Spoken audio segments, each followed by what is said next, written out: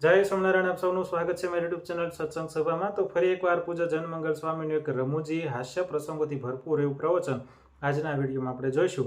ખાસ કરીને આજના પ્રવચનમાં માનસિક શાંતિ મેળવવાના જે ઉપાયો છે એના ઉપર આજે આ પ્રવચન છે। એટલે ખૂબ સરસ પ્રવચન છે કે જીવનમાં માનસિક શાંતિની કેટલી બધી જરૂર છે, કારણ કે અત્યારે જે છે સવારથી લઈ અને સાંજ સુધી દરેક માણસ, દરેક વ્યક્તિ માત્ર પૈસા કમાવા ઉપર જે ફોકસ કરે છે એની પાછળ ક્યાંક ને ક્યાંક માનસિક શાંતિ પણ ગુમાવી રહ્યો છે અને ઘર પરિવારમાં એકતા, બાળકોને જે સંસ્કાર દેવાના હોય એ સમય અત્યારે દરેક મા બાપના હાથમાંથી જતો રહે છે। તો એવી તકલીફ ન થાય એટલા માટે જીવન કઈ રીતે જીવવું એ વિશે આજે આપણે આ પ્રવચનમાં ખૂબ સરસ પ્રવચનો સાથે, પ્રસંગો સાથે આ વિડીયો આપણે જોઈશું। હાસ્ય અને રમૂજી પ્રસંગો સાથે, ગુજરાતી કહેવાતો સાથે આ પ્રવચન છે એટલે સાંભળવાની ખૂબ મજા આવશે। એ પહેલાં જો હજી સુધી ચેનલ સબસ્ક્રાઇબ ન કરી હોય તો ચેનલ સબસ્ક્રાઇબ કરો, વિડીયો લાઇક કરો, વિડીયો શેર કરો। વધારે સમય ન બગાડતા આજનું આ પ્રવચન શરૂ કરીએ। જય સ્વામિનારાયણ। રોગ મટશે તમારો। ભગવાન કે છે ત્રીજા સ્કંધની અંદર છે કે ભગવાન એમાં તો 32 અધ્યાયો છે, તો મને કેમની ખબર પડે કે 25મા અધ્યાયમાં છે કે એમાં શ્લોકો બહુ છે કે છે। ભગવાન સ્વામિનારાયણને આ શ્લોક સમજાયો, 20મો શ્લોક, જે કપિલદેવ ભગવાને માતા દેહૂતીને સમજાયો છે। મોક્ષનો દ્વારા મનુષ્ય દેહે કરીને મોક્ષ કરવો ને એ જ ફળ છે, બીજું કોઈ ફળ જ નથી। મનુષ્ય દેહનો જીવવાનો લાભ જ આ છે કે આત્માનો મોક્ષ થાય આપણો। મોક્ષનો અર્થ આપણે ટૂંકમાં કરવો હોય તો માણસને જગતનો મોહ વળગ્યો છે, કહેતા પ્રમાદ। પ્રમાદ એટલે જે માણસને ખોટું છે એ સાચું મનાય છે અને જે સત્ય છે એને ખોટું મનાય છે। આપણને બધાને પરમાદ વળગેલો છે, મોટા મોટા ગુરુઓને વળગેલો છે, ઋષિ મુનિઓને વળગેલો છે, પણ દેવતાઓને વળગેલો છે। દેહભાવ ગયો નથી। હમણાં આપણે 4થા સ્કંધમાં આખ્યાન વાંચીશું સતીનું। બધાને મોહ વળગેલો છે પ્રમાદ, કારણ કે શરીર છે ને એ પોતાને માને છે। નરસિંહ મહેતા કહે છે આત્મા તત્વ ચીનો નહીં ક્યાં સુધી સાધના સર્વે જૂઠી। આ સાધના છે આપણી, તીરથ, તપ, દાન, વ્રત, દીવા, અગરબત્તી જે કાંઈ આપણે કરીએ છીએ એ ભગવાનને પ્રસન્ન કરવાની સાધના છે, જૂઠી કરી નાખે નરસિંહ મહેતા। શાથી જૂઠી કરે છે કે તમે આત્માનો વિચાર નથી કરતા, એટલે દેહથી કરો છો, શરીર આપણું સ્વરૂપ નથી। શરીર છે એ આપણે નથી, આપણે અંદર બોલનારો આત્મા છે અને એને મોહ વળગેલો છે જગતનો। એ મમતા તૂટે ને તો જ ભગવાનમાં અનુરાગ। બીનું સત્સંગ હરિકથા તા બીન મોહ ન જાય। મોહ ગયે બી તો હોત નહીં રામ પદ અનુરાગ। આ મોહ તૂટે તારે જ ભગવાનમાં આપણને અનુરાગ થાય, કે તા ભગવાનમાં પ્રેમ થાય। ગોપીઓની કેમ ભક્તિ વખાણે છે, શ્રી કૃષ્ણ ભગવાનમાં એને પ્રેમ થઈ ગયો હતો। ક્યારે ભગવાનમાં પ્રેમ થાય? જગતમાંથી બધામાંથી તૂટે ત્યારે। એક અસવારથી 2 ઘોડા પર ના બેસે। ચિત્કી વૃત્તિ એક હે, ભાવે ત્યાં લગાવો। ચાહે તો હરી ભક્તિ કર્યો, ચાહે તો વિષય કમાવો। મન એક છે માણસનું। મમતા આજે આપણા મનમાં ચિંતવન શેનું થાય છે? અખંડ બૈરા, છોકરા, પૈસા, કુટુંબ, પરિવારનું થાય છે। ભગવાનનું કેટલું થાય છે? આ દુનિયાનો સાર તત્વ પરમાત્મા છે જીવનનું। રામકૃષ્ણ પરમહંસને વિવેકાનંદ સ્વામી પૂછે જીવનનો ધ્યેય શું છે? કે ભગવાન પ્રાપ્ત કરવા એ જ। ભગવાન સિવાય કોઈ ઈલાજ જ નથી। તમે ગમે તે મેળવો। ગાતા વાતા શીખ્યો સર્વે સુર મેં, એક રામ નામ બોલતા ન શીખ્યો તો શીખ્યો સર્વે ગયો ધૂળ મેં। ભગવાનને પ્રાપ્ત ન કર્યા દુનિયાની કોઈ કળા કામની નથી। તમે સરપંચ હો, ધારાસભ્ય હો, દુનિયાના બાદશાહ હો। ઇન્દિરા ગાંધી આખી વડાપ્રધાન 22 વર્ષ રહી, શેનથી મારી? એને ગોળીથી મારી। ગાંધી મશીન ગનથી મારી છે। ગાંધીજીને શેનથી માર્યા છે? ગોડસે ગોળી મારી છે। વિજ્ઞાન આગળ વધ્યું, પ્રગતિ થઈ, ઇન્દિરા ગાંધીને મશીન ગનથી મારી, 22 ગોળી નાખી શરીરમાં। એના દીકરાને બોમ્બ માર્યો, એનાથી આગળ વધ્યા છે કે નહીં? કેનેડી વડાપ્રધાન હતો અમેરિકાનો, એને ગોળીથી માર્યો। ભુટ્ટો અમેરિકાનો વડાપ્રધાનને ફાંસી ચડાયો હતો। આ દુનિયાની એટલી બધી મિલકતો માણસ મૂકી મૂકીને ચાલ્યા ગયા છે। સિકંદર જેવા કેટલું, જેની કબરો જડતી નથી, ક્યાં હતી? તૂટી એની દોરી કોઈ સાંધનાર દુનિયામાં છે જ નહીં। આ શરીર છે એ ભાડે મકાન આપ્યું છે આપણને. કીર્તનમાં કહે ને, જીવ શાને ફરે છે ગુમાનમાં તારે રહેવું ભાડાના મકાનમાં. 50, 60, 70 વર્ષના પટ્ટે મકાન આપ્યું છે આપણને, ખાલી કરવાનું જ છે. એક ભાડુંથી ગમે ત્યારે ખાલી કરાવે, એટલે જ ભાડુંથી લખ્યું છે. એ નોટિસ આપી જ દે આપણને, ખાલી કરજો. આ શરીર છે, આજે થોડા વર્ષ પછી ક્યાં હશું આપણે? સરનામા છે? ક્યાં હશું આપણે? ક્યાં જવાનું? ક્યાંથી આવ્યા? શું કરવા આવ્યા ને શું કરી રહ્યા છે? શું કરવાનું છે જીવનમાં? માણસ કોઈ વિચાર કરે છે? એક ભાઈના છે ને નવા નવા બૂટ કોક ચોરી ગયું, એટલે એ ભાઈ શમશાનમાં જઈને બેસી ગયા. એ કે બૂટ મારા ચોરી ગયું. પેલા કે આ મસાણમાં કેમ હવારનો બેઠો છે? કે જોડા કોક ચોરી ગયું નવા, તે અહીંયા કેમ બેઠો છે? એ કે ગમે ના ગયો છે, પણ અહીં તો આવશે જ એક દાડો. ગમે ને ક્યાં જવાનો છે? એ બીજો રસ્તો જ નથી. રશિયાની અંદર રાજાને એક ખેડૂતે એવી વાત કરી કે મને જમીન આપો ને, તમારે બહુ ઈચ્છાઓ બધી રહે જમીન વધારવાની, જમીન વધારવી છે, બસ એટલું ઓછું છે. તમને 70-60 વર્ષ સુધી ભગવાને દાળ રોટલા આપ્યા છે, હવે 10-15 વર્ષ નહીં આપે? પણ કે જમીન વધારવાથી પેલા ખેડૂતને એટલી ઝંખના ને, એ કે મને જમીન આપો નહીં.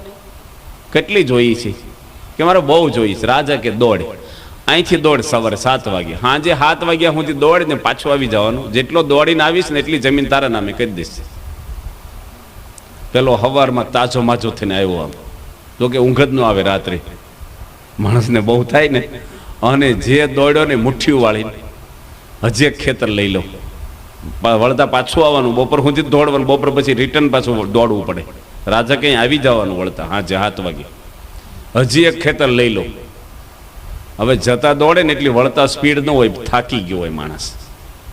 અને પાણી પીવા ઊભો રહી, પેશાબ પાણી કાંઈ નહીં, શ્વાસ આમ ધમણની જેમ છાતી હાલવા મળી. અને રાજા આગળ પોગું ન પોગે તો કાંઈ ન મળે. અને ડબલ સ્પીડમાં દોડ્યો ને હવારથી માણસ દોડતો હોય, રાજા આગળ જેવો આવીને પડ્યો ને એવું હાર્ટ ફેલ થઈ ગયું.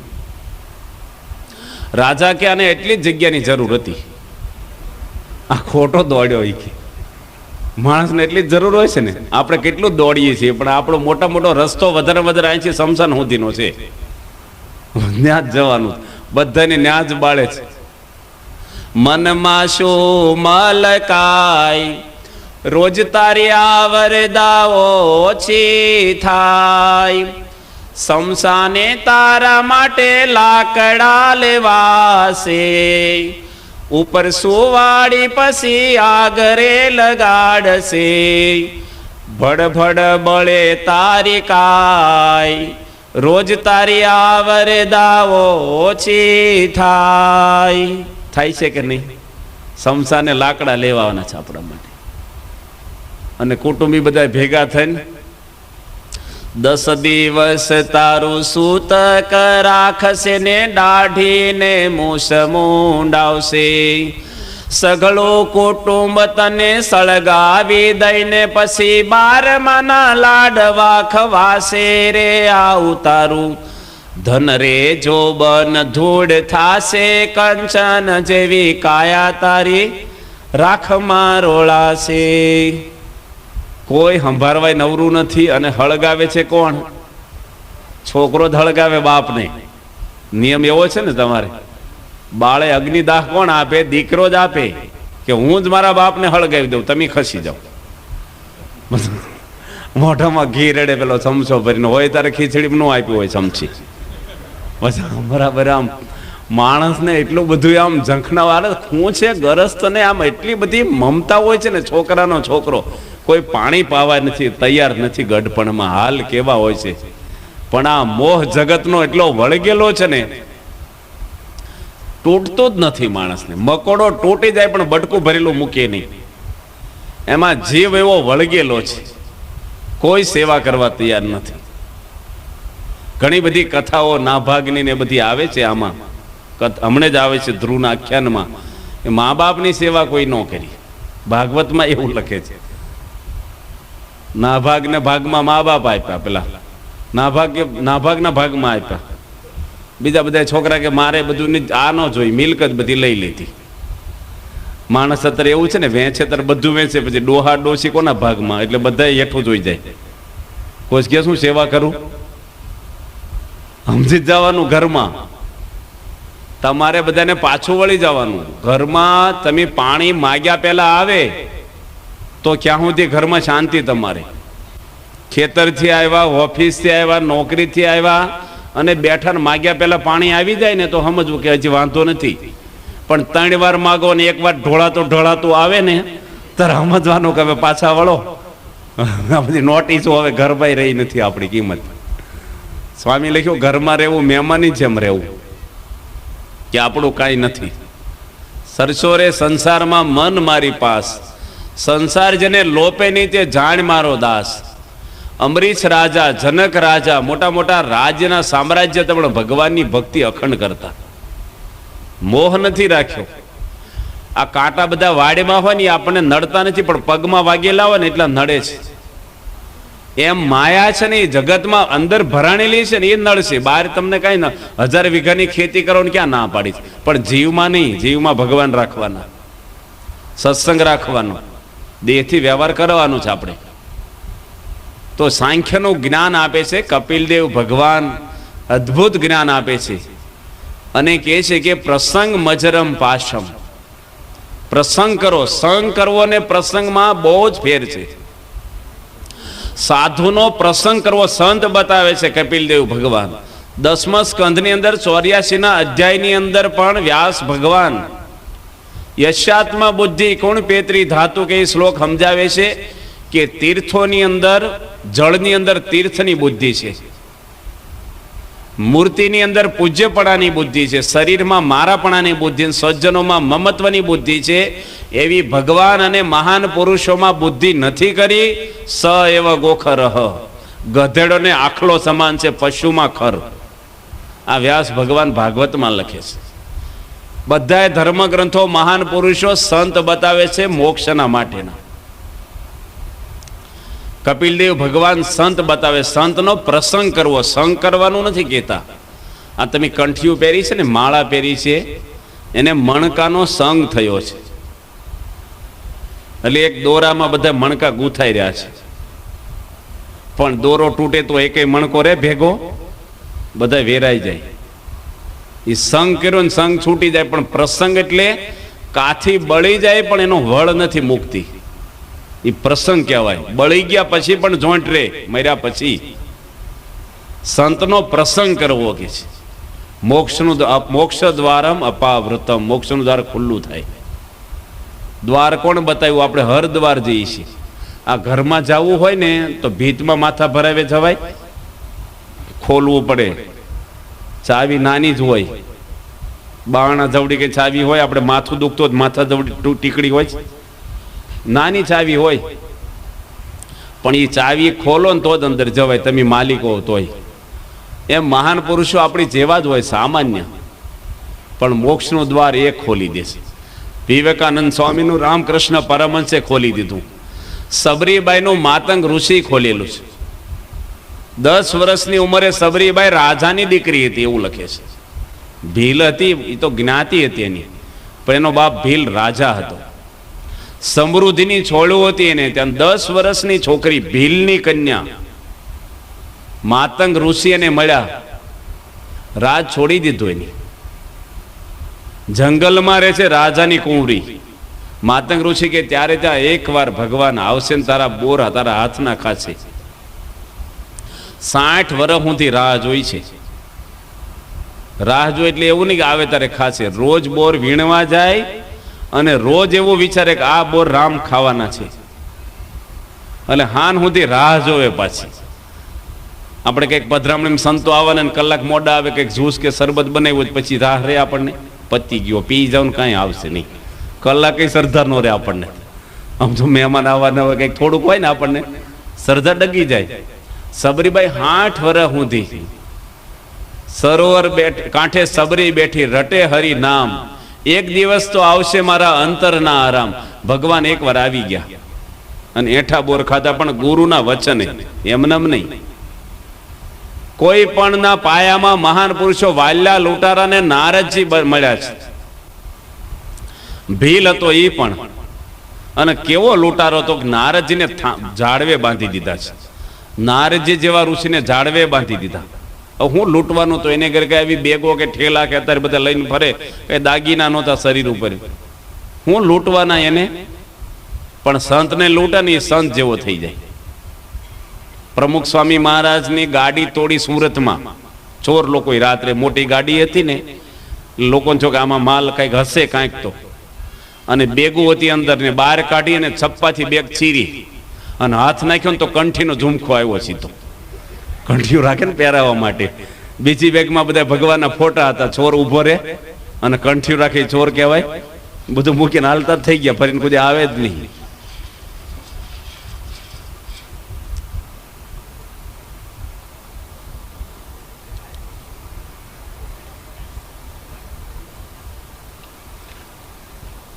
આપણે કપિલદેવ ભગવાન દેવહૂતિને કહે છે કે ભવ દુઃખ ટાળવાના ભેદમાં સદગુરુ મળતા સમજાય. સાચા સંત આપણને મળે ત્યારે આપણને સમજીને જોડાવું. સાચા સંતમાં ભવના ફેરા ટાળે સાચા સંત જો. સમજીને જોડાવું. આપણે બસમાં બેસીને સમજાવ વગર બેસી જઈએ છીએ ગમે તે બસમાં. બધી બસો હરખી જ હોય સરકારની, તો બસમાં કઈ ફેર હોય? વહેલી પહેલી પણ બોર્ડ વાંચવા પડે કે નહીં? એમ સાધુને બોર્ડ વાંચવા જોઈએ.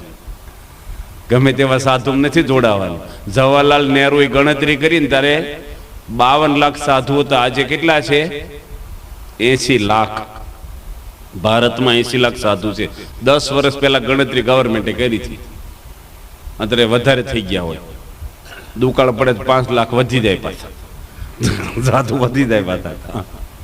કેટલા બધા સંતો અમે ગામડામાં જઈને બાપા બોલે સાધુ બાધુ આવ્યા, સાધુ બાધુ બધા જાતના સંતો છે.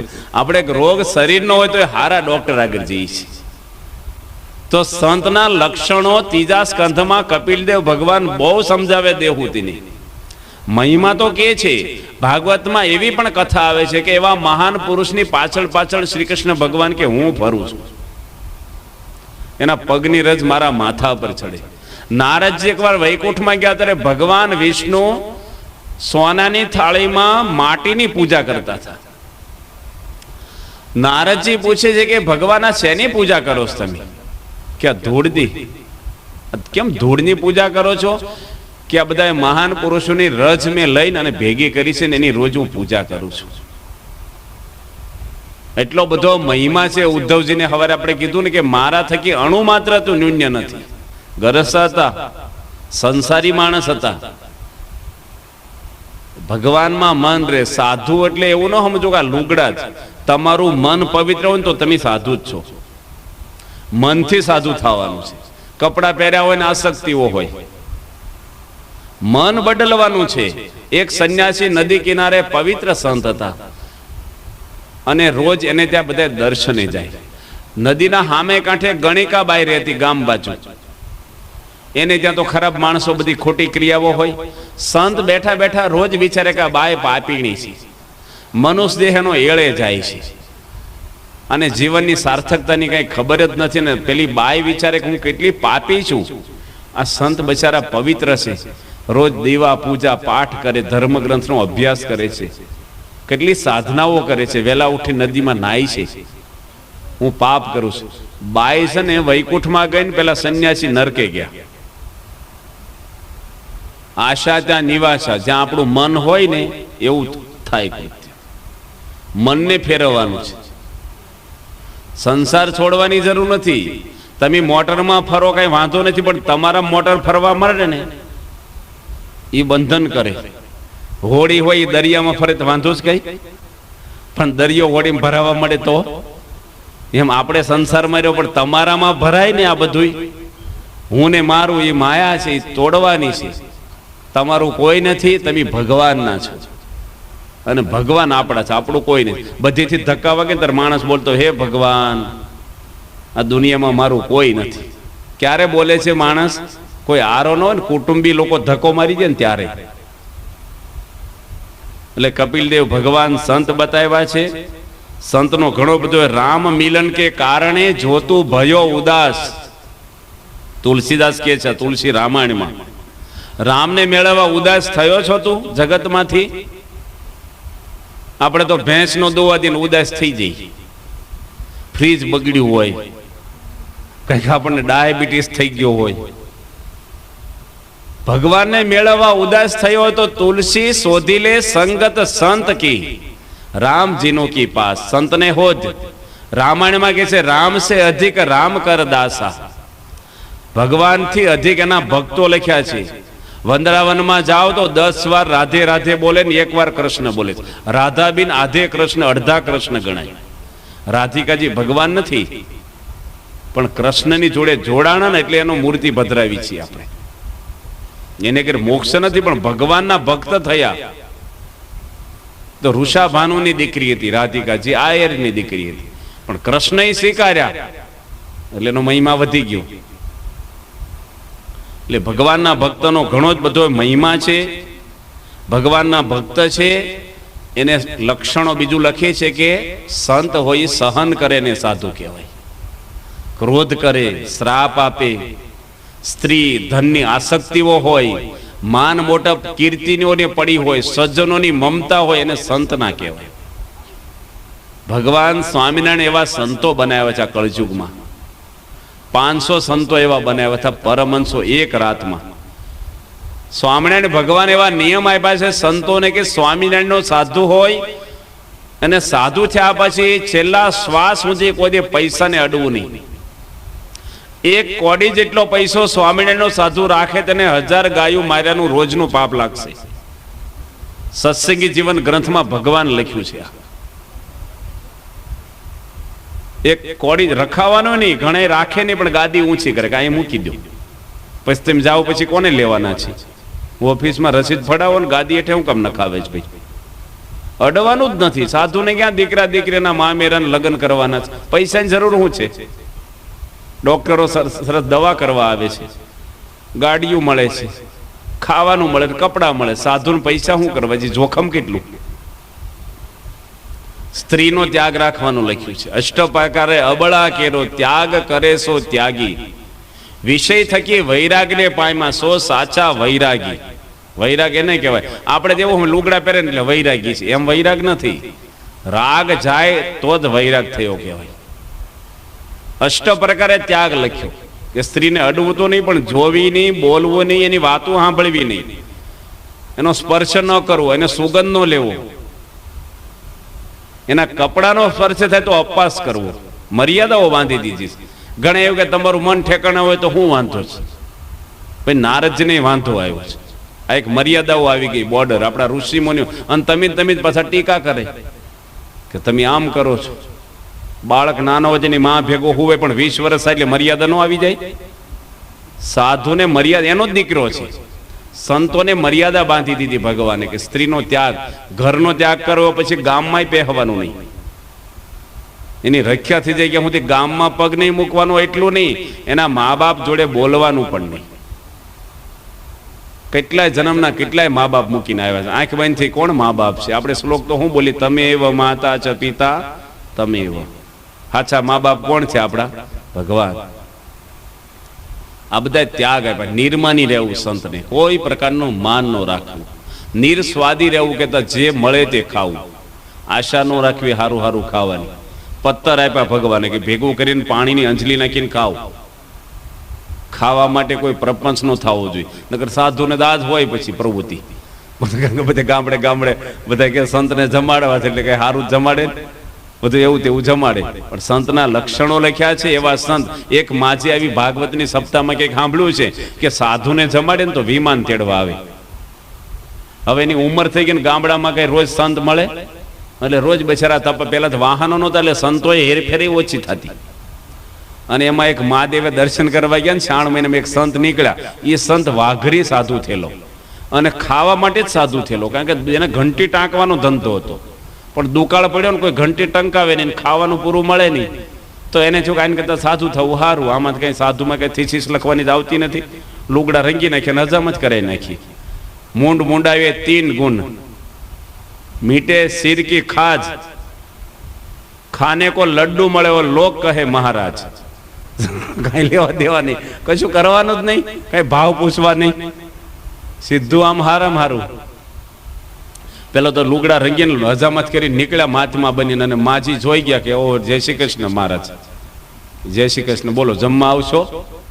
પેલો કે ભગવાનની દયા જોવો, જે લુગડા હુકાણા નથી મારા, તાજા રંગીન ગેર વાળા આજે નદી કાંઠેથી આવું જ છું, પહેલો જ અને મળી ગયું જોવો. અને માજી છે ને એને ખાટી સાસ અને રોટલો આપ્યા, અને પેલો અધ્ધર જોવે છે, માજી ફળિયામાં આવી કે વિમાન આવે છે. પેલા તાજું મુંડન કર્યું, ચોટલી હતી ને આમ હબડકો સાસ નો લીધો ને ખાટી સાસ ચોટલી ઉભી થઈ અને ટાઢો રોટલો. માજી સામું જોયું, માજી હું ફળિયામાં જોવો છે, વિમાન આવે છે કે નહીં? કે અંદર આવતા રહ્યો, પથ્થર આવશે ઉપરથી, હું જાતનો વાઘરી છું, ખાવા સાધુ છું, તમારો ભાવ એવો છે કે મને કાલનો રોટલો ને ખાટી સાસ આપ્યા છે, એટલે કોઈ કોઈનું કલ્યાણ થાય એમ નથી આમાં. એટલે સાધુની આપણે તપાસ કરવી જોઈએ. સંત કેવા સાચા સંત શું કામ લખ્યું? ભજી લે ભગવાન સાચા સંત ને મળી. ખોટા હોય તો સાચા લખ્યું ને આપણે શું કામ કહી ભાઈ હારું હારા રીંગણા લાવજે, સારું ફ્રૂટ લાવજે. હારું કેમ બોલો છો? ફ્રૂટ લાવજે એટલું જ બોલવું જોઈએ ને, પણ ખરાબ હોવું જોઈએ એટલે સારું કહીએ છીએ. એમ આપણે સાચા સંત શું કામ બોલીએ છીએ? ખોટા હોય તો. સંતના લક્ષણો ઘણા બધા વર્ણવ્યા છે. સંત હોય પોતે સહન કરે છે. ઘણા બધા સંતોની ઘણી બધી ગાથાઓ આવે છે કે જેની સહન કર્યું છે.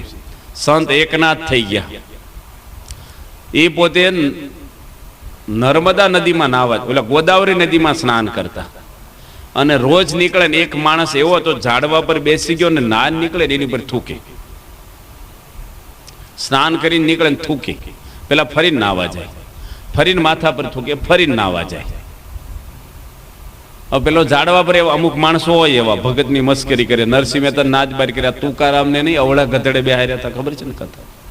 કેવા ભગત હતા બિચારા, કાંઈ કોઈનું બગાડ્યું નહોતું, પણ ગામના જુવાનિયા ભેગા થઈને માથું મુંડાવ્યું, ચૂનો ચોપડાયો, રીંગણ બટેકા ને ગાજરની માળા પહેરાવીને અવળા ગધેડે ગામમાં ફેરવા તુકારામને.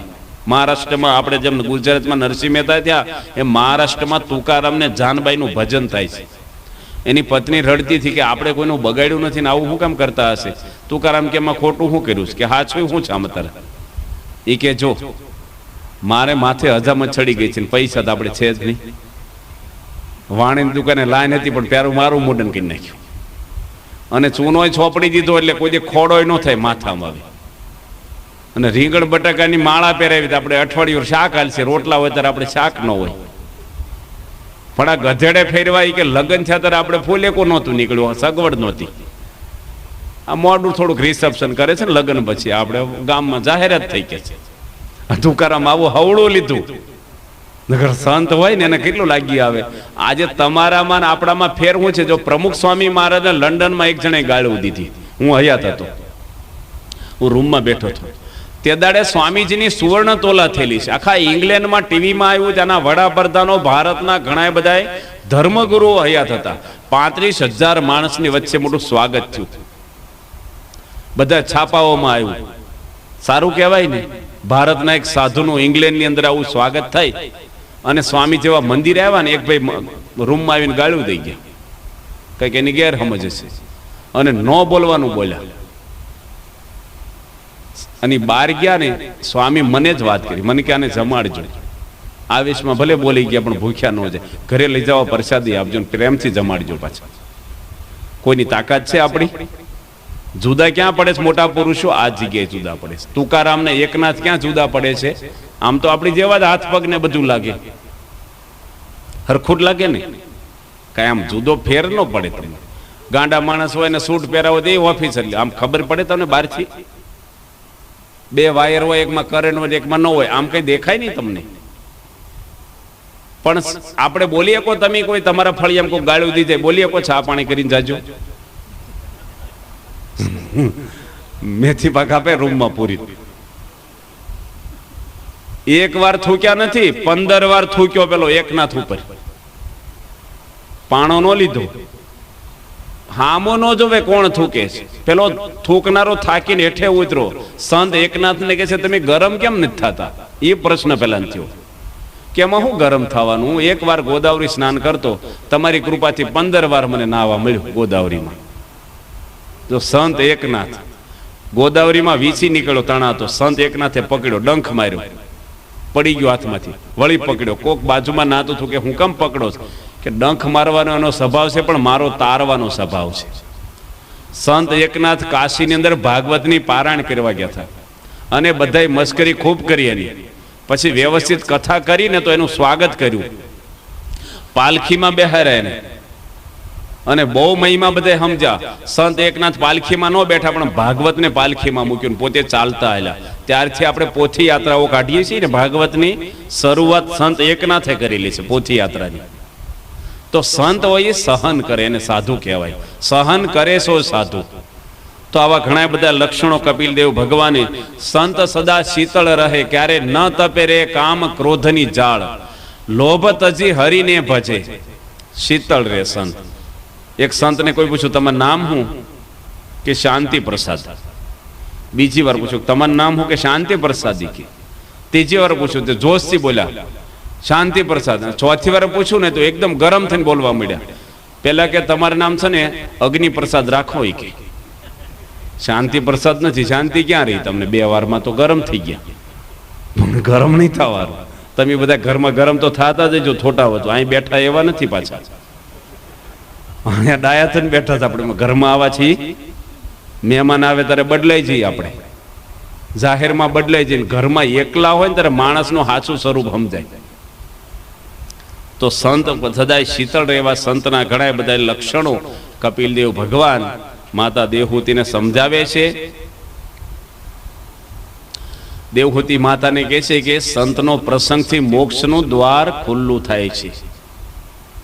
અને દેવહૂતિ માતા પછી આ જ્ઞાન પોતે આત્મસાધ્ય કરે છે. અને ત્યાર પછી કપિલદેવ ભગવાન સનકાદિક જ્ઞાન આપે છે.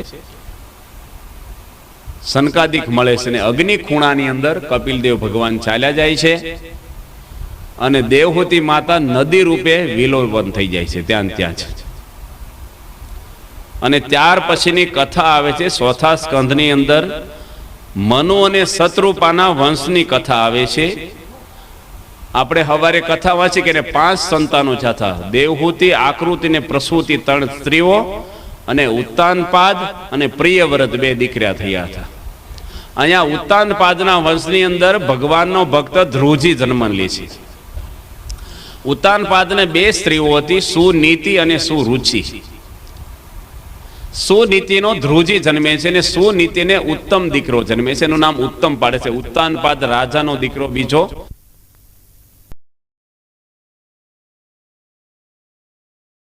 ધ્રુવજી રાજ માગ્યું તો બરાબર છે, ધ્રુવજી ભગવાનના ભક્ત હતા. પણ લોકો કેટલું બધું માગે છે. યોગીજી મહારાજ ભગવાન સ્વામિનારાયણનું ધામ છે, જન્મસ્થાન અયોધ્યાથી 35 કિલોમીટર છપૈયા ગામ છે. રામનવમી દાડે રામ ભગવાન જન્મ્યા, તે જ દિવસે સ્વામિનારાયણ ભગવાન પણ જન્મ્યા છે. અને યોગીજી મહારાજ છપૈયાની યાત્રા કરવા ગયા હતા. અને એક 10 વર્ષનો બાળક ભોમિયા તરીકે છપૈયામાં બધે ફર્યો કે ભગવાન સ્વામિનારાયણ જ્યાં જ્યાં લીલાઓ કરીને બધું બતાવતો હતો. ને ઇતિહાસ આખો ડિટેલમાં કહે પાછો, કારણ કે ત્યાં જ રહેલો હોય ને બધાને યાત્રાળુઓને બતાવતો એટલે એને બધું મોઢે થઈ ગયું હોય. અને યોગીજી મહારાજ રાજી થયા. બાળકને કહે છે કે તે અમને આ બધું બતાવ્યું, ભગવાનના જન્મસ્થાનના દર્શન કરાવ્યા, તો ભગવાન તને અક્ષરધામમાં. કે મારે એવું કઈ જોતું નથી, મને આઠાના આપી દો કે હું ફેરવાય ને. ભલા માણસ આઠાના હું માગીશ તું? તો યોગીજી મહારાજ કે કાંઈ વાંધો નહીં, અમારું અક્ષરધામ પાછું લાવીને આઠાના હરિભગતને કે આપી દો. બાળક છે ને, આપણે આ લોકનું માગીએ છીએ ને બાળક જ કહેવાય. એક માજી ઉપર ભગવાન પ્રસન્ન થયા. પહેલાના માણસો ખબર પોદળા ભેગા કરતા, બજારમાં છાણ થાળા સ્થાપે, સાણા હતા. પેલા ગેસ ને સ્ટવ નહોતા, ગોબર ગેસ નહોતા, કશું નહોતું. એટલે સાણા સ્થાપે ને એમાંથી અગ્નિને ચૂલામાં અને બુકિંગ કરે, પેલું હાંઠીકડું ખોતાડે લીટો કરીને, એટલે કોઈ લે નહીં. ટોપલો બોપલો ન હોય ને હયાત, તો આવું કરતા જાય, પછી આવીને લઈ જાય. ભગવાન કે માગતું આવું માગે કે આખા ગામના પોદળા મને મળે એવા આશીર્વાદ આપો, મારા ભાગમાં જ બહુ નથી આવતા, એટલે ભલા આવું મગાય. ભગવાન રાજી થાય. એક વાણંદ ઉપર ભગવાન રાજી થાય ને કે હોનાના અસ્ત્રે હજામત કરું ને એવા મને આશીર્વાદ આપો. એટલે પણ તારે મોડવાનું તો રહ્યું જ નહીં, હોનાના અસ્ત્રે આશીર્વાદ આપવું કે. એટલે લોકો જાત જાતનું માગતા હોય ભગવાન આગળ. ભગવાન આગળ રામકૃષ્ણ પરમહંસ વિવેકાનંદ સ્વામી કહે છે કે પરમહંસ તમને ટીબી થયો છે અને માતા તમને કાળી માતા છે, કાળકિયા કંઈક ઉપાસક હતા, એ તમને હજરા હજુર છે, તો તમે માગી લો નહીં ને ઘરે. આ પીડા થાય છે. રામકૃષ્ણ પરમહંસ માગવા જાય છે અને માગતા માગતા શું કે છે કે હું કોઈ દાડો તમારે ઘરે કઈ માગું નહીં ને એવા મને આશીર્વાદ આપો. આવું જ માગ્યું, બીજું કાંઈ માગ્યું નહીં. કે કેમ આવ્યા છો? કે કોઈ દાડો કઈ માગું જ નહીં ને એવું મારે વરદાન જોઈશ. ભગવાન છે ને એક બાળકને એક દુકાનવાળાએ કીધું કે તું ખાવું છે ને ભૂખ લાગી હતી, કે લઈ લે ને. એ કે ના તમે આપો, કે આમાંથી તારે જેટલા જોઈએ એટલા પેંડા ખોબો ભરીને લઈ લે. એ કે હું ન લઉં. કે ડબ્બો ખાલી લઈ લે. કે ના. કેમ નથી લેતો? કે તમારા હાથ મોટા છે, વધારે આવે, તમે ખોબો ભરીને આપો મને. એમ ભગવાનને આગળ માગવું નહીં, કારણ કે ભગવાનને વધારે દેવું હોય તો. બાળક માગે છે છોકરા આગળ, શિયાળો આવે મને ગરમ જર્સી આપું, માંદો પડ્યો મને દવાખાને લઈ જાઓ, મારું ઉંમર છે કંઈક લગ્નનું ગોઠવો, માગે છે. ભગવાનના આપણે થશું તો માગવું જ નહીં પડે. માગે સગામ ભક્ત કહેવાય. ન રહેવાય તો માગવું હોય તો આ લોકનું તો માગવું જ નહીં, પરલોકનું માગવું આપણે. કારણ કે અહીં તો થોડા દાડા રહેવાના છીએ આપણે. શાશ્વત સુખ માગવું. ભગવાનને આપતાય શરમ આવે લોકનું. રાજા રાજી થયા તેમ કહેવાય 2 કિલો ડુંગળી આપો, એના શરમ ન આવે આપતા? રાજ માગી લે, કંઈક ગામ માગી લે, કંઈક બીજું માગી લે. એમ ભગવાન છે આવા મોટા પરમાત્મા, એની આગળ તો આપણે શું માગવું જોઈએ? પૃથ્વીરાજાએ શું માગ્યું? કાન માગ્યા. કથાનો મહિમા. મને ભગવાનના યશ સાંભળવા મળે, જે તમે સાંભળો છો, મમુક્ષુ છો, સાંભળવાની તમને ઈચ્છા રહે છે, એ તમારામાં સંસ્કાર કહેવાય. ગામમાં ઘણા માણસો છે, સપ્તાહ તો ભાગવતની ચાલે છે, આમાં ક્યાં કોઈ દેવનું ધર્મનું ખંડન છે? પણ સાંભળવું ને એ બહુ જન્મના પુણ્ય હોય. પ્રથમ ભક્તિ કર સંતન સંગા. પહેલી ભક્તિ શાસ્ત્રમાં, રામાયણમાં ભાગવતમાં થોડીક જુદી પાડી છે ભક્તિને. રામાયણમાં પહેલી ભક્તિ સંતનો સમાગમ બતાવ્યો છે, ભાગવતમાં પહેલી ભક્તિ શ્રવણ ભક્તિ બતાવી છે. પૃથ્વીરાજે 10,000 કાન માગ્યા અને ત્યાર પછી કથાનો તો ઘણો બધો મહિમા છે. અને પૃથ્વીરાજાને સનકાદિક પોતે મળે છે અને એ પોતે ઘર છોડી અને જાય છે જંગલની અંદર. મનુનો વંશ અહીંયા પૂરો થાય છે. અને મનુને બીજા કોણ દીકરા હતા? પ્રિયવ્રત. મનુના બીજા દીકરા પ્રિયવ્રત. આ કોનો વંશ પૂરો થયો? ઉત્તાનપાદ રાજાનો. ઉત્તાનપાદ અને પ્રિયવ્રત 2 ભાઈઓ હતા. મનુને શત્રુપા થકી આમનો જન્મ થયેલો. હવે પ્રિયવ્રતનો વંશ અહીંયા શરૂ થાય છે. પ્રિયવ્રતના વંશની અંદર કથા આવે છે ને તે પહેલા એક કથા એવી આવે છે 4થા સ્કંધની અંદર. પ્રિયવ્રતનો વંશ 5મા સ્કંધમાં શરૂ થાય છે. સ્વર્ગની અંદર દેવતાઓની એક મીટિંગ થઈ અને અધ્યક્ષ હતા દક્ષ પ્રજાપતિ. બ્રહ્માની હાજરીમાં મોટી સભા ભરાય છે અને મોટો યજ્ઞ દેવતાઓ કરે છે. દેવતાઓ યજ્ઞ કરે છે તે પહેલા એક કથા એવી આવે છે અત્રિ ઋષિ અને અનસૂયાની. અનસૂયા સતી હતી. સતીનું સત આજે ધીરે ધીરે ઓસરતું જાય છે, પણ પેલા કેવી સતીઓ થઈ ગઈ છે. બીજે સતીના નામ આવે છે ને 2-3 ના કંઈક. કોણ આવે છે ખબર છે કોઈને?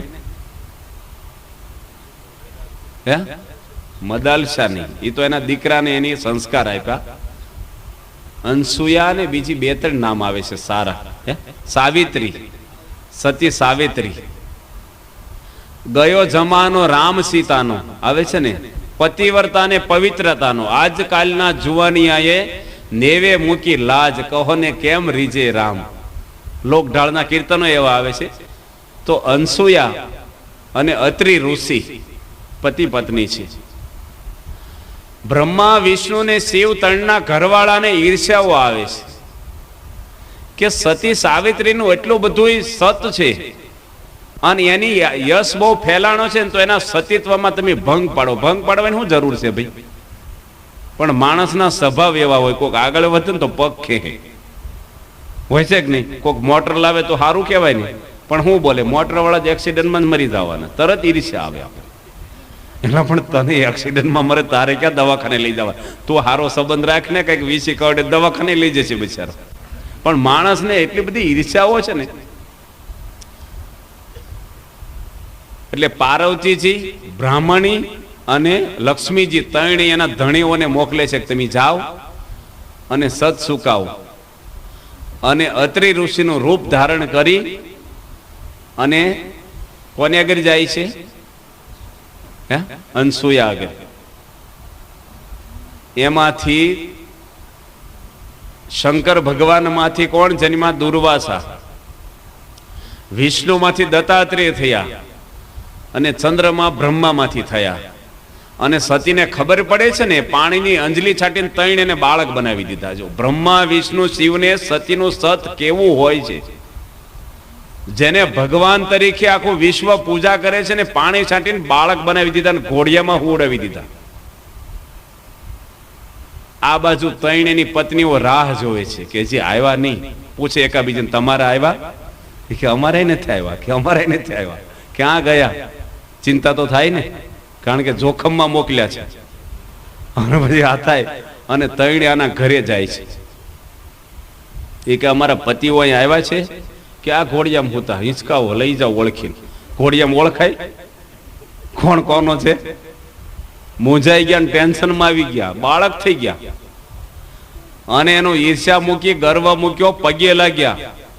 જો સતીનું સત કેવું છે, નદી આવે ને ગામમાં પૂર, તારે સતીનું સત હોય ને તો એના લોહીના ટીપાને વધાવે નદીનો, તો પૂર ઉતરી જાય, પાણીના પૂર ઉતરી જાય સતીથી. આખું ગામ 10,000 ભેગા થાય ને લાખ પણ તોય ન ઉતરે. પણ સતીના કઈક આંગળીના ટીપા લોહીના એને વધાવે નાળિયેરની ચૂંદડીથી. તો નદીમાં એકવાર પૂર આવેલું અને કોઈ કીધું કે આ બાઈ સતી છે ને, તો તમે પાણીને વધાવો. કે મારી કરતા મારી બેન છે ને વધારે સતી છે. કે તારામાં શું ખામી છે? કે મારા ધણે પાણી માગ્યું ને, હું તો ખાંડતી હતી અને હાંબેલું મારે છોડી દેવું જોઈએ તરત, મારે વાર લાગી. પણ મારી બેન છે ને, એ પણ સતી છે ને, એના ધણી પાણી માગ્યું ને તો ઉપલા માળી હતી ને, દાદરો નો ઉતરીને સીધી ધૂપકો મારીને આવી. પાણી માગ્યું એટલી વાર ન લાગવી જોઈએ, એને તમે લઈ જાઓ. સતી એવું કે છે કે તેલમાં હાથ નાખે તો દાજે નહીં. એટલી બધી વાતો લખી છે. સતી પોતે આમ હાંબેલાથી ખાંડે ને હાંબેલું અધ્ધર મૂકી દે, આમ હેઠું ન આવે. બાજુમાં કોઈક બાઈ બેસવા આવી છે ને, એની જોયું આ, એ તો માથા ભારી હતી. એ કે હાંબેલું કેમ અધ્ધર રહી ગયો? કે હું તો પતિવ્રતા છું, કે મને શીખવાડીને આવું મારે હાંબેલું અધ્ધર રાખવું છે. એવું એક પતિની સેવા કરી, હાંબેલું અધ્ધર રાખવું છે, શીખવાડ. એટલે આ કે તારા ધણીની સેવા કરજે સારી રીતે. પાણી માગે ત્યારે પાણી દેવું, ગરમ પાણી નવડાવવા, એ હુતા પછી હોવું, જાગ્યા પહેલા જાગી જવું, પગ દબાવવા એના, ગરમ ગરમ જમાડવું, પંખો ઢોળવો જમે તારે. આમ વ્યવસ્થિત બધી એની વિધિ હોય ને આખી સતી પ્રથાની, એ કહી દીધી. અને આ બાજુ તરત આ તો માથા ભરી હતી ને, પેલો ધણી તો અમથોય બીતો હતો. એ કે જો આજથી મેં નિયમ લીધો, હું પતિવ્રતાનો ધર્મ પાળ્યો છે, તમારે છે ને હું કહું એમ કરવાનું છે. એ કેમ કરાય? કે પેલા કેમ કરવાનું હોય? એ કે તમારે વહેલું હોઈ જવાનું, પછી મારે મોડું છે, પછી મારે હોવાનું. અને ગરમ પાણી એટલે સમજો ને ટાઢું નાખવાનું હોય, ફફળે પાણી નાખ, એટલે બોલવાનું નહીં કે મારે પતિવ્રતનો ધર્મ, ફફળતા પાણી. ગરમ પાણી કીધું ને એટલે ગરમ જ સમજી, પેલા લાલ લાલ સડી થઈ. અને પછી કે હું જો ખાંડવા બેહું ને તમારે 3 વાગે ઉઠવાનું, તે પેલા નહીં ઉઠવાનું. અને બપોરે 3 વાગે ઉઠીને પહેલું બોલવાનું, સતી પાણી લાવો, એ બીજું નહીં બોલવાનું. હું હાંબેલું મૂકી દઈશ અને અધ્ધર રહી જશે. 2 દાડામાં થાય એવું. અને હાંબેલું મૂકી દીધું, માથામાં આવ્યું, હાંબેલું લાંબુ હોય, ભારે. પેલા ઝઘડવા ગઈ કે આવું શીખવાડી, કે પણ એક દાડ આવી રીતે કઈ પતિવ્રતાનો ધર્મ હોય? સતી તો કેવી બધી થઈ ગઈ હોય છે દુનિયામાં. સતી સીતા માતાને પણ કેવી કથાઓ આવે છે. રામ ભગવાને કેટલા દુઃખો પડ્યા છે સીતા માતા રામ ભગવાનને થકી તો ન કહેવાય, પણ જોડે રહીને. વાલ્મીક રામાયણની અંદર તમે વાંચો ને, અદ્ભુત સીતાજીના દુઃખની એટલી બધી વાતો લખી છે કે સીતા માતા પોતે રાજકુમારી હતા અને એકની એક દીકરી હતી અને ભાઈ નહોતો કોઈ, એટલે બહુ લાડમાં ઉછરી હતી સીતા માતા. જમીનમાંથી પ્રગટ થયેલા, ઘડામાંથી, જનક રાજાને ત્યાં. અને રામ ભગવાન સ્વયંવરમાં એને વરમાળા પહેરાવે છે. આ કથા બધી જાણીતી છે. સીતા માતાના લગ્ન થયા ને તરત જ એને વનમાં જવાનો વારો આવ્યો. થોડા દાડાએ પણ રહ્યા નથી રાજમાં, કારણ કે લગ્ન કરીને આવ્યા ને તરત દશરથ રાજાએ રાજ તિલક કર્યું. જંગલમાં જાય છે પણ સીતા માતા ભેગા જશે. એને આદેશ નહોતો, પણ મારા પતિ જંગલમાં હોય, હું અહીં રાજગાદીમાં છું, અહીંયા ભોગવિલાસમાં રહું. રામ તો મારી કાયાની સાયા ભેગી જ હોય, ભેગા જાય છે. ના પાડે છે છતાંય ભેગા જાય છે. રામ ભગવાનની કેવી સેવાઓ કરી છે. સીતા માતા પોતે રાવણ જ્યારે લઈ જાય છે આપણે જાણીએ છીએ, રામાયણની આમાં કથાઓ છે, તારે ડિટેલમાં કહેશું, પણ આ તો પ્રસંગ નીકળ્યો સતીનો. તો રાવણને ત્યાં સીતા માતા પૂરા 1 વર્ષ સુધી રહેશે, 1 વર્ષ પૂરું. અને ઇન્દ્ર રાજા 1 પુડલો એને શરૂઆતમાં ખવડાવ્યો હતો. ત્યાર પછી સીતાને ક્યારે ભૂખ નથી લાગી. કોઈ પણ રાવણનું એને ખાધું નથી ને પીધું પણ નથી. રામનું માથું લાવીને રાવણ બતાવે છે સીતા માતાને. માયાવી માથું બનાવ્યું, ઓરિજિનલ રામનું માથું જ તમને દેખાય. પકડીને લાવે જો રામનો નાશ કરી નાખ્યો છે. ચાલુ લડાઈમાં સનનું દાડા લડાઈ ચાલી છે, રામ ને રાવણ સનનું દિવસ સુધી યુદ્ધ ચાલ્યું છે. અને તું મને પરી જા, હું તને રાજગાદી બેહારી દઉં. રાવણ કહે છે હું તારો ગુલામ થઈને રહું, આ હોનાની લંકાને રાજરાણી બનાવું, તું મારી જોડે આવી જા. હું બ્રાહ્મણ છું, વિદ્વાન છું, તપસ્વી છું, ભણેલો છું. સીતા માતા કે આ પૃથ્વી પર રામને મારનાર કોઈ નથી, અને રામનું માથું હોય ને તો સીતાના દેહમાં પ્રાણ પણ ન હોય. કેટલું સત. અને સીતા માતા રાવણનો નાશ કરે છે. ટૂંકમાં વાત કરીએ તો રાવણનો નાશ કરીને રામ ભગવાન સીતાને જ્યારે બોલાવે છે, હનુમાનજી, વિભીષણ અને લક્ષ્મણજી 3 લેવા જાય છે. 1 વર્ષ પછી ભગવાન રામને મળે છે. વિભીષણ કહે છે સ્નાન કરી લો, કપડાં બદલી લો, શણગાર કંઈ પહેરવા હોય કે ના, મારે હમણે જલ્દી રામને મળવું છે, સ્નાન પણ નથી કરવું. કારણ કે એટલું બધું અંદર એને વલોપાત રામ વિયોગે થતો હતો, હાડ પિંજર થઈ ગયેલા સીતા માતા. જેવા રામ અગર આવ્યા ને, કોઈ પણ સ્ત્રી હોય ને એના ધણીને એકાંતમાં મળે, વર્ષો પછી મળવું હોય તો. રામ ભગવાન જાહેરમાં મળ્યા. કીધું લક્ષ્મણજી કે સીતા માતા આવે છે, તમારે એક બાજુ બેસીને વાત કરવી હોય કે ના, મારે અહીં જાહેરમાં જ મળવાનું. હજારો વાંદરાઓ છે, હનુમાનજી, સુગ્રીવ, અંગદ, વિભીષણ, લક્ષ્મણજી વગેરે ઘણા બધાની હાજરીમાં રામ ભગવાન સીતા આવે છે ને એક શબ્દ કેવો મારે છે ને, દુનિયાનો કોઈ માણસ સહન ન કરે. એ કહે છે કે જેમ આંખના દર્દીને દીવો ખૂંચે ને એમ તું મને ખૂંચે છો. તું મારી સામે ઊભી જ નહીં રહેવાની, બધી દિશાઓ ખાલી હનુમાનને પહોંચી જા, લક્ષ્મણજીને પહોંચી જા, વિભીષણને પહોંચી જા, અહીંથી જતી રહે તું, કોઈ વાંક નહીં સીતાનો. આ શબ્દો કોઈ સહન કરી શકે છે? સીતા માતા હેઠું જઈને ઊભા રહી ગયા. કેવું લાગી આવે જાહેરમાં આવા શબ્દો કે, અને કેટલું મળવાની અને ભાવનાઓ હોય. રામ સિવાયને મનમાં સંકલ્પ બીજો નથી, વગર વાંકે. લક્ષ્મણજીને કહે છે રામ ભગવાન સીતા હળગાવે અહીંયા, અને સીતા હળગાવે છે ને સીતાજીને કહે છે કે અંદર પ્રવેશ કરી જા, તું બળી જા મારી નજર સામે.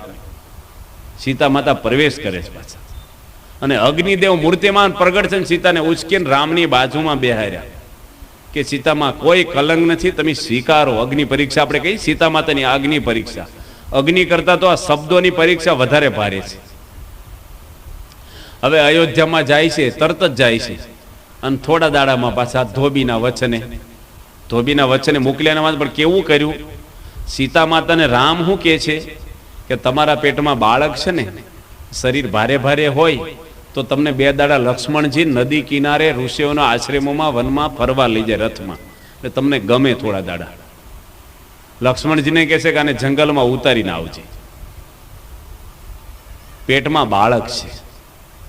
રાજાની કુંવરી છે અને જંગલમાં મૂકી આવવાની છે. રાજમાતા છે, રાજરાણી. કારણ કે રામ ભગવાન રાજાની ગાદી બેસી ગયા હતા. અને વાંક કેટલો? ધોબી બોલ્યો એટલો. ધોબી વળી એક ટાઈમે બોલ્યો અને રામને નીકળવું 1 મિનિટ આગુ પાછું હોત તો વાંધો ન આવે. પણ સીતા માતા એ પોતે ધોબીના અભાવ ન લઈ ગયો. 2 પૈસાનો ધોબો હાળો બોલ્યો ને મને કાઢી નામ. આપણે ઘણી વાર કોકનો દોષ લઈ, કોક કે આની કર્યું ને એટલે મારે આ થયું, એમાંય નહીં. લક્ષ્મણજી ખૂબ રડી પડે છે. સીતા માતા કે રડો છો કેમ? આપણે 2 દાડામાં જ પાછું આવવાનું. સીતાને ખબર નથી કે આ મને દગો કરીને ઉતારીને આવવાના છે, કે રામ તો મને વાલા છે, 2 દાડામાં પાછા આવશું, તમે કેમ રડો છો? લક્ષ્મણજીને ના પાડી છે કહેવાની. અને લક્ષ્મણજી જ્યાં ઉતારીને જાય છે ને તો લક્ષ્મણજી પણ બહુ જ રડી પડે છે દાડે. સીતા માતા કહે છે કેમ રડો છો? કે તમને મૂકીને મારે જવાનું છે, રામનો આદેશ છે. સીતા માતા પણ ખૂબ રડે છે કે મને તું મારી જ નાખ હવે, કારણ કે હું દુઃખ માટે જ જન્મી છું, સીતા કહે છે. અને પછી રામ ભગવાન પોતે યજ્ઞ કરે છે. સીતાની મૂર્તિ બાજુમાં હોનાની પધરાવે છે. બ્રાહ્મણ કહે છે કે પોતાની પત્ની જીવતી હોય પૃથ્વી પર તો પૂતળું ન હાલે. યજ્ઞમાં યજમાન તરીકે અર્ધાંગના કહેવાય તમારી સ્ત્રી, જોડે બેસવું પડે. તરત લક્ષ્મણજીને પૂછે રામ ભગવાન કે સીતા પાછી આવશે ખરી? બોલાવી તો, કારણ કે મૂકી આવ્યા છીએ. એ કે જરૂર આવશે. રામને થોડીક શંકા ગઈ, પણ સીતા માતા લક્ષ્મણજીને મૂકી નીકળ્યા ત્યારે શું બોલ્યા કે હું રડું છું ને એ મારા દુઃખ માટે નથી રડતી, કે છું હું રામના દુઃખ માટે રડું છું. કે રામ ભગવાન કૃપાળુ છે, દયાળુ છે. એને મનમાં બહુ દુઃખ થશે કે સીતાને મેં વગર વાંકે જંગલમાં મોકલે ને એટલે એને દુઃખ થશે ને, એનું મને દુઃખ છે. જો કેટલી ભાવના ઊંચીઓ છે, કોઈ છે દુનિયામાં આવા? સીતા માતા પોતે આવે છે ને ત્યારે રામ ભગવાને ફરીને શંકા કરી, 2 દીકરા કેમ? આપણે જાણીએ ને કુશ એટલે ડાબમાંથી બનાવ્યો. લવ અને કુશ. લવ ના કહે છે લેવા પટેલ છે અને કુશ ના કડવા પટેલ થયા, એવું લોકો કહે છે લોકમાં. 2 દીકરા એમને થયા. અને રામ ભગવાને શંકા કરી તરત. 2 દીકરા માણસના ચારિત્ર્ય ઉપર પ્રહાર કરે ને માણસ સહન ન કરી શકે. સીતા માતા તરત બોલે છે કે પૃથ્વીમાંથી જન્મા છે ને પૃથ્વી મને જગ્યા આપી દો તમે. પૃથ્વી ફાટી, યજ્ઞ હતો ત્યાં જ સીતા માતા અંદર એટલે સુધી હમાઈ ગયા. બોલ્યા છેલ્લે જન્મો જન્મ મને રામ પતિ મળે. બોલે કોઈ? હાથ જન્મમાં હવે મોઢું જોવું નથી. આમ નવરા કરી નાખ્યા આપણને. ક્યાં પાન્ય પડ્યા, કેટલું થાય. અને જંગલમાં જઈને કોઈ વાહે જાય, પેલો ક્યાંય હોય ને પેલે ક્યાંય ફરતી વાત. જમાનો કેટલો બધો બધા વિચિત્ર. પણ સીતા માતા સતીના ગુણ આ છે. રહ્યું આ સત રામાયણ લોકો સાંભળે છે, જોવે છે. ગુણ આવ્યો રામાયણનો એક પણ કે ભાઈ રાજ નો લીધું. આ તો જમીન કોકને આપીને સુરત ગયા હોય ને તો એનો ભાઈ જ પછાવી પડે, બહુ ટાઈમ થાય, ખાતે સડાઈ દેશે. બધે નથી હોતું પણ ઘણી જગ્યાએ બને છે. થાય છે કે નથી થતું? કાંઈક મોટું ઓલું થાય ને એટલે રાજગાદી ખાલી પડી રહી. સ્વાર્થ નથી લીધો. રામાયણ આપણને જીવતા શીખવાડે છે અને ભાગવત મરતા શીખવાડે છે. કેવી રીતે મરવું પરીક્ષિતને એ ભાગવતે શીખવાડ્યું. અને રામાયણ કહે છે કેવી રીતે જીવવું. આપણે ભાઈ જોડે કેવા સંબંધ રાખવા, પિતા કેવા હોય, પુત્ર કેવા હોય. તમારી બધાની ઈચ્છા હોય કે મારો દીકરો રામ જેવો થાય, પણ દીકરાની ઈચ્છા ન હોય મારા બાપા દશરથ જેવા થાય, કે મને હોંપે. આ તો માથા માર્યા જ કરીએ આપણે, ટક ટક કર્યા કરીએ, પણ કે છોકરો ભેગા નથી રાખતો. પણ દશરથે મૂકી દીધું, મૂકો ને. પણ આપણે આ બધા ખોતરીને દુઃખ ઉભા કરીએ છીએ. એક બાઈ હતી ને, એક ધણી જુગાર રમવા જતો હતો. એની પત્ની કે ક્યાં ઉપડ્યા? કે જુગાર રમવા. કે જુગાર રમવા તો હશે આપણે, પાંડવાય રમ્યા થાય કે તો હું ન રમું. તે પેલી શણગાર સજીને એ નીકળી, તું ક્યાં જા છો? એ કે બીજા 4 પતિને હોધવા. કેમ? એ કે દ્રૌપદીજી 5 નહોતા રાખ્યા, હું 4 હોતી, પેલો પાછો વળી ગયો સીધો. એટલે માણસ ને એ ભગવાનને મોટા પુરુષ કે એમ આપણે કરવાનું હોય, કરે એમ નહીં. એટલે આવી બધી સતીઓની ઘણી બધી કથાઓ આવે છે. સતી પોતે દક્ષ અને દક્ષ પ્રજાપતિ ની દીકરી કોણ હતી? પાર્વતીજી. પ્રસૂતિને એની જોડે પરણાવી હતી. આકૃતિને દક્ષ પ્રજાપતિના લગ્ન થયા. અને એમાંથી પાર્વતીજીનો જન્મ થયો છે. સ્વર્ગની અંદર બ્રહ્માજી પોતે વિરાજમાન છે અને દક્ષ પ્રજાપતિ અધ્યક્ષ તરીકે બેઠા છે અને મોટો હવન થાય છે. સભાની અંદર બધાય વિરાજમાન છે. મહાદેવજી પણ બેઠા છે, નારદજી પણ બેઠા છે, બધા ભૃગુ ઋષિ પણ બેઠા છે અને દક્ષ પ્રજાપતિ પ્રવેશ કરે છે સભામાં. આખી સભા ઊભી થઈ ગઈ, પણ ફક્ત બે વ્યક્તિ ઊભા નહોતા થયા સભામાં, એક બ્રહ્માજી અને એક મહાદેવજી. બ્રહ્માજી માટે તો પહેલાને કંઈ લાગ્યું નહીં બહુ દક્ષ પ્રજાપતિને, પણ મહાદેવજી માટે ને બહુ જ લાગી આવ્યું કે શંકર મારો જમાય છે, મારો જમાય તો મારો દીકરા જેવો કહેવાય, અને હું એના સસરા છું ને હું સભામાં હું બધા ઊભા છે ને આ એક કેમ બેઠો રહ્યો? જો માણસ એટલા ઊભા છે ને એ ન દેખાણું, પણ એક બેઠા રહ્યા ને એમાં માન, અપમાન તો નથી કર્યું પણ માન મળ્યું નહીં. એને માન તો મળ્યું પણ એટલું થોડુંક બાકી રહ્યું, એમાંથી એને અભાવ આવ્યો શંકરનો. કેવો અભાવ આવ્યો? બધાની વચ્ચે દક્ષ પ્રજાપતિ ગરમ થઈને બોલે છે કે હું જાહેર કરું છું આજથી કે યજ્ઞમાંથી મહાદેવનો ભાગ કાઢી નાખું છું, અને મારી જિંદગીમાં મોટા મોટી મેં ભૂલ કરી હોય તો મારી દીકરી આ મહાદેવને પરણાવીને મેં બહુ મોટી ભૂલ કરી છે. ભૂતડાઓનો ગુરુ છે, શમશાનમાં પડ્યો રહે છે, અને એના શિષ્યો બધા એવા જ છે, બધા આસુરી કે છે. આવા માણસને મેં દીકરી ક્યાં પરણાવી? જો માણસનું માન ખવાય ને તારે ગુણ બધા અવગુણ દેખાય છે. જોજો, તમારે કોઈક વખાણ કરે ને તો માણસમાં દુર્ગુણ હોય ને તમને વાલો લાગે, પણ સદ અપમાન થાય ને એનામાં બધા સારા ગુણ હોય તો તમને અવળા લાગે. ચશ્મા અવળા પહેરાઈ જાય, પછી જેવા ચશ્મા પહેરે એવું દેખાય. દુર્યોધનને કૃષ્ણ ભગવાને કીધું એક હારો માણસ લઈએ ને સમાજમાંથી, કોઈ હોય તો નહીં, કે બધા હરામખોર જ છે, કોઈ હારો જ નથી. યુધિષ્ઠિર રાજાને પૂછ્યું કે તું એક ખરાબ માણસ ક્યાંકથી હોદ્યાવ ને? એ કે મારથી કોઈ ખરાબ નથી, બધા હારા છે. કબીર બોલ્યા ને, મોસમ કોણ કુટિલ ખલ કામી, મારી જેવો કોઈ ખલ કુટિલ કામી પુરુષ દુનિયામાં નથી. કબીર એટલા ઊંચી ધર્મ વાળા, એટલે જ્ઞાન વાળા હતા. એમ પેલા દુર્ગુણો દેખાવા મળ્યા મહાદેવજીના. કોને? દક્ષ પર દીકરી પરણાવી ત્યારે ખબર નહીં હોય, એમને પરણાવી દીધી છે. મહાદેવજી કઈ લઈને ભાગી ગયા હતા, લવ મેરેજ કર્યા હતા, ખબર નહીં હોય છોકરીને ક્યાં આપું છું, તમે જોવા નથી જતા ઘર, જમીન કેટલી, આવક કેટલી, દેખાવ કેવો છે, રોગ નથી ને કાંઈ, આ ગામમાં આબરૂ શું છે, ભણતર શું છે, સંસ્કાર કેવા છે, વ્યસન કેટલા, એની માં કેવી, એનો બાપ કેવો. એટલે લોકો કૂતરાની ઓલાતી જોવે છે, કૂતરો લેતા એની કૂતરી કેવી હતી, ઘોડાની ઓલાદ જોવે છે. આની જોયું તો હશે ને, પણ દુર્ગુણો આવવા મળ્યા. મહાદેવજી ઊભાથી નીકળી ગયા સતીને લઈને. આ બાજુ મહાદેવજી વગરનો યજ્ઞ કર્યો, સાહસ કર્યું દક્ષ પ્રજાપતિ, અને બધાને આમંત્રણ મોકલ્યું, પણ મહાદેવજી ન મોકલ્યું. એના જમાઈને એની દીકરીને જ આમંત્રણ ન આપ્યા. બધાએ દેવતાઓ વિમાન લઈ લઈ અને યજ્ઞમાં જાય છે, પણ કૈલાસ આગળથી ચાલે દેવતાઓ, અને પૂછતા જાય તમારે નથી આવવાનું. બધાય દેવતાઓની હાજરીમાં અપમાન છું, ખબર છે કે આને રિલેશન બગડી ગયા છે, સંબંધ. પણ માણસનો સ્વભાવ એવો હોય, જોજો તમારે ગામમાં એવું હોય, કોકની જોડે બગડ્યું હોય ને બે કુટુંબમાં, અને એના પ્રસંગમાં તમે જાઓ ત્યારે કહો તમને આમંત્રણ નથી, તમને ખબર છે કે નથી બોલવાનું હોય, છતાંય હળગાવે પાછો, તમને તો આમંત્રણ નથી. બહુ ખોટું કહેવાય. બોલે છે કે નથી બોલતા? આવું માણસ જાણી જો ને કરે. એમાં પાર્વતીજીને પૂછે, એટલે તમારા બાપુજીને ઘરે યજ્ઞ તમે હજી પહોંચ્યા નથી? પાર્વતીજીને તો છટપટી થવા મળી કે હાલો મારા બાપના ઘરે યજ્ઞ, આ બધે જઈને હું રહી જાઉં. મહાદેવજીને કીધું કે આપણે જવું જ. મહાદેવજી કે ન જવાય, આપણને આમંત્રણ નથી, આપણને એની કાઢી મૂક્યા છે અપમાન કરીને, એટલે આપણે જવાય નહીં. પાર્વતીજીને પણ મનમાં સ્ત્રી હઠ એકવાર નક્કી કર્યું ને, અને ઘડીક ઓસરીમાં જાય, ઘડીક બહાર જાય. સતીના હોઠ ફફડવા લાગ્યા, ધ્રુજવા મળી, અને બહુ પાર્વતીજીને જવાની એકદમ થવા મળી. મહાદેવજીને ત્રીજી વાર પૂછ્યું, પાર્વતીજીને બીજી વાર ફટકો લાગે છે. પહેલી વાર રામ ભગવાન જયારે સીતાના વિયોગે રડતા હતા ને, ત્યારે મહાદેવ અને પાર્વતીજી જંગલમાં નીકળેલા, એવી કથા પણ રામાયણમાં આવે છે. અને રામ સીતા પાછળ આમ ગાંડા ખેલા થઈ ગયેલા. ઝાડવાને પૂછે મારી સીતાને જોઈ?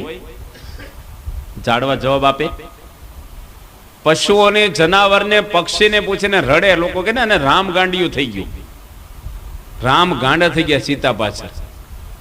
એ વખતે પાર્વતીજી ને મહાદેવજી નીકળ્યા ને પાર્વતીજી કહે છે શંકર ભગવાનને કે હું સીતા બનીને જાઉં તો રામને ઘડીક શાંતિ થઈ જાય.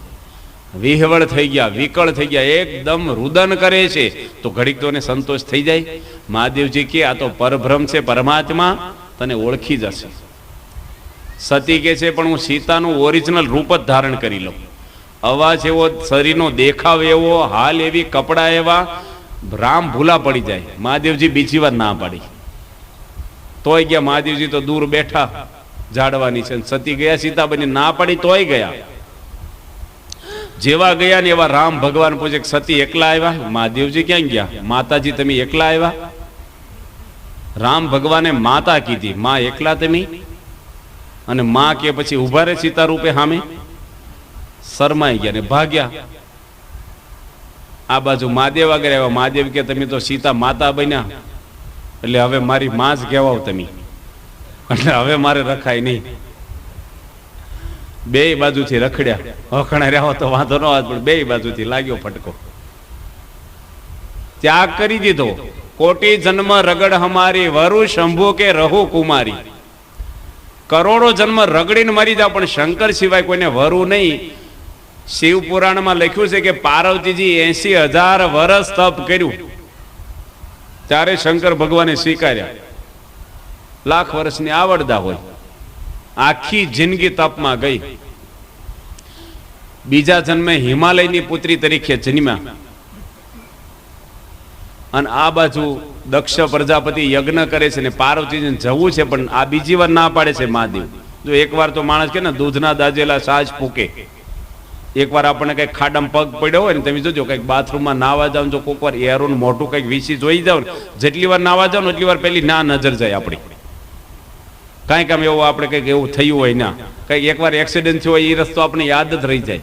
પણ સતી ભૂલી ગયા અને મહાદેવજી ધ્યાનમાં બેઠા અને પૂછ્યા વગર ઉપડી ગયા. યજ્ઞમાં જાય છે કે મારા બાપના ઘરે મારે શું વાંધો જવામાં? એટલે દક્ષ પ્રજાપતિ તો ન બોલાવ્યા પણ એની માઈ ન બોલાવ્યા. કોઈ હામું જ ન જોયું. હળાહળ અપમાન લાગ્યું. શરીરમાંથી યોગ યજ્ઞ પ્રગટ કર્યો પાર્વતીજી અને યજ્ઞના કુંડમાં પડીને બળી ગયા. આ બાજુ મહાદેવજીને ખબર જ નથી. અને નારદજી પોતે મહાદેવ આગળ જાય છે. નારદજી વગરની કોઈ કથા જ નથી આવતી કઈ જગ્યાએ. નારદજી કે છે હું ધ્યાનમાં બેઠા, જગાડ્યા. એ કે તમારે હાથે રોટલા ઘડવાનો વારો આવ્યો છે હવે. આ ધ્યાન કરો છો અને રાંડ્યા તમે. આ પાર્વતીજી ઉપડી ગયા. હું ધ્યાનમાં બેઠા છીએ કે એકલા થઈ ગયા. મહાદેવજી કે શું થયું? કે યજ્ઞના કુંડમાં બળી ગયા સતી. ત્યાં જઈને કોઈ બોલાવ્યા જ નથી, એનું અપમાન કર્યું છે. અને મહાદેવજી ત્રીજું લોચન ખોલ્યું અને એટલું બધું એમને લાગી આવ્યું ને ક્રોધ ઉત્પન્ન કરીને જટા ખંખેરીને હજારો રાક્ષસો ઉત્પન્ન કર્યા. આસુરી શક્તિ. વીરભદ્ર સેનાપતિ બનાવ્યો મોટો. હું આદેશ છે કે જાઓ યજ્ઞનો કુંડ તોડી નાખો, દક્ષનું માથું કાપીને યજ્ઞમાં હોમી દો. ભૃગુ ઋષિ મારું અપમાન છું તારે હસ્યા છે ને દાઢી અને દાંત તોડી નાખજો કે છે. આખો યજ્ઞ ખેદાન મેદાન કરી નાખો ને દેવતાઓને મારીને હાંકી મૂકો બધાને. અને આખી સેના સ્વર્ગમાં જાય. સ્વર્ગમાં યજ્ઞ થાય છે. ક્યાંય શાંતિ નથી. સ્વર્ગ મૃત્યુ ને પાતાળ મારે લોલ, જ્યાં જુઓ ત્યાં દુઃખની થાય વાત જો, સત્સંગ વિના રે સુખ ક્યાંય નથી રે લોલ. સ્વર્ગ મૃત્યુ અને પાતાળ. સુરપુર નાગપુર, સુરપુર નરપુર નાગપુર તીનમે સુખ નહીં કે ને ક્યાંય સુખ જ નથી. તમારે આમ થાય કે અમારા દાદા સ્વર્ગમાં જાય, સ્વર્ગમાં શાંતિ, એને કરતા ત્યાં સારું છે. મોક્ષ ધર્મના અધ્યાય મહાભારતમાં લખ્યા છે. એમાં લખે છે મહાભારતમાં ભગવાન વેદ વ્યાસ 202 શ્લોક છે કે દેવતાઓના ધામ ભગવાનના ધામ આગળ નરક તુલ્ય છે. આ શબ્દ મહાભારતમાં મોક્ષ ધર્મમાં વાપર્યો છે. દેવતાઓને દાનવોના યુદ્ધ થાય છે. અદેખાઈની ઈર્ષ્યાઓ ત્યાં પણ ભરેલી છે. ભગવાનનું અવિચળ ધામ છે ને દેવતાઓ પણ ઝંખના રાખે છે ધામની. 33 કરોડ દેવતાઓ લખ્યા છે. ભાગવતમાં એવું લખે દેવતાઓની પૂજા કરવાથી રિદ્ધિ સિદ્ધિઓ મળે છે. આ લોકની મનોકામના પૂરી થાય, પણ મોક્ષ થતો ભગવાનને પૂજાના આરાધનાથી મોક્ષ થાય છે, મોક્ષ નથી થતો.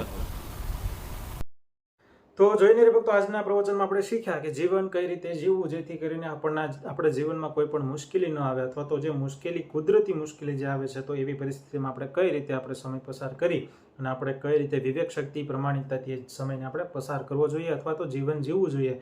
તો ઘણીવાર આપણને એવું થાય કે ભગવાન શ્રી રામના આપણે ઉદાહરણો જોઈએ તો સાક્ષાત ભગવાન હતા, છતાં પણ 14 વર્ષનો વનવાસ આવ્યો, એટલે કે એમને 14 વર્ષનું દુઃખ આવ્યું.